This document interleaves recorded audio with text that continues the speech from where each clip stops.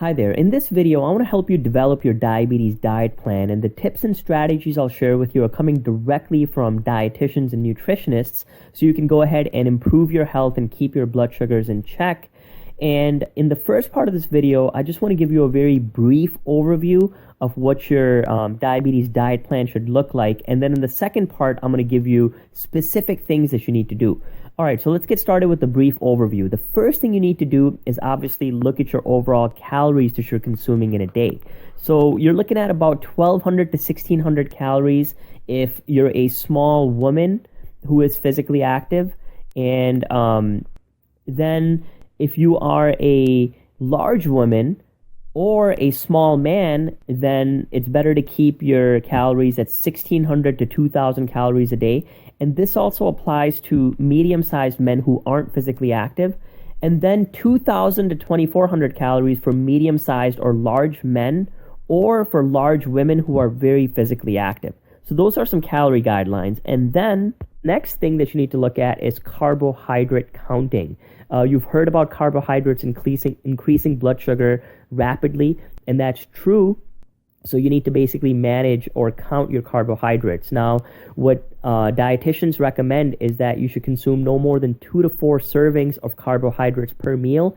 Each serving is about 15 grams of carbohydrates, so you're looking at 30 to 60 grams of carbohydrates per meal, depending on your body size. So once again, no more than 2 to 4 servings of carbohydrates per meal, and each serving is about 15 grams, so no more than 30 to 60 grams of carbs. And of course, it's better to split up your meals into 4 to 6 meals a day to make sure that your blood sugar remains in check. All right, now I want to give you some specific recommendations on exactly what to eat. And this information is something called the plate method, which is developed by the American Diabetes Association. So it's something that's well known and definitely credible in terms of helping create a good type 2 diabetes diet plan.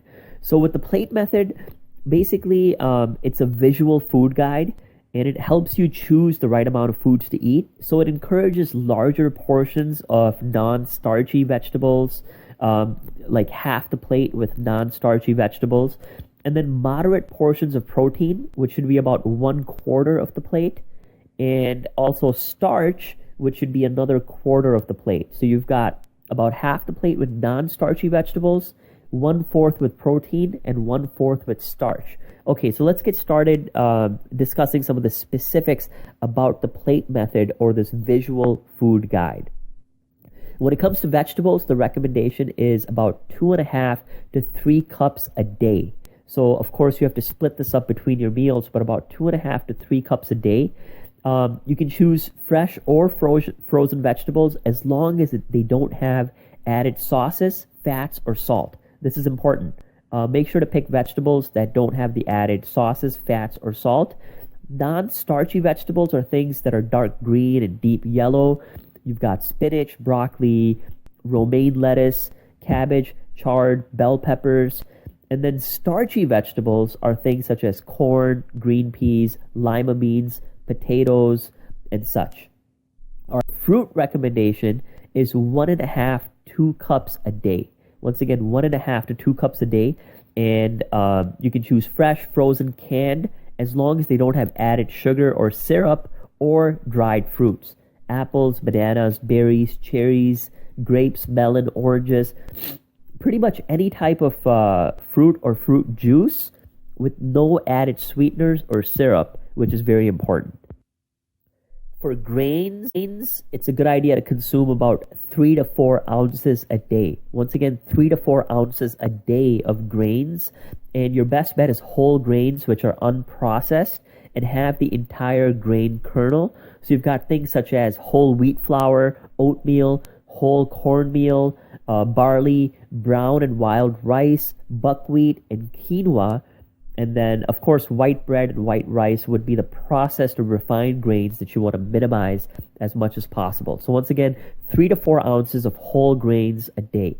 When it comes to protein foods, you're looking at 5 to 6.5 ounces a day. So you've got things like meat, poultry, seafood, eggs, beans, peas, nuts, seeds, All of these things have protein, and fish and poultry are your best options for protein foods. Once again, 5 to 6.5 ounces a day of protein. It's a good idea to remove the skin from your white meats and to choose lean cuts of beef or veal or other types of meat. And then also trim all the visible fat from your meats.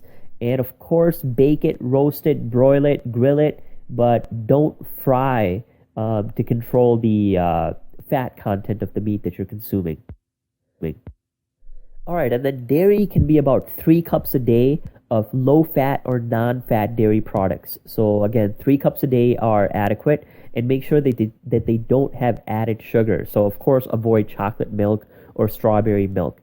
When it comes to oils and fats, you don't want to consume more than 7 teaspoons a day. Once again, no more than 7 teaspoons of oils or fats. And these are nutrients that do help your body stay healthy. So you do have to get some fats in your diet. Typically, foods with polyunsaturated and monounsaturated fats are your best bet. Things that are high in saturated fats, such as hamburgers and deep fried foods, should be avoided altogether. And finally, alcohol should be avoided or really, really moderated. And then sweets should be avoided as much as possible. And if that's not possible, then keep the portion sizes of sweets as small as possible. Try to ask for the smallest serving size of the sweets that you can eat and split them up across your meal so that you're not consuming one large serving of a sweet-based dish in one sitting.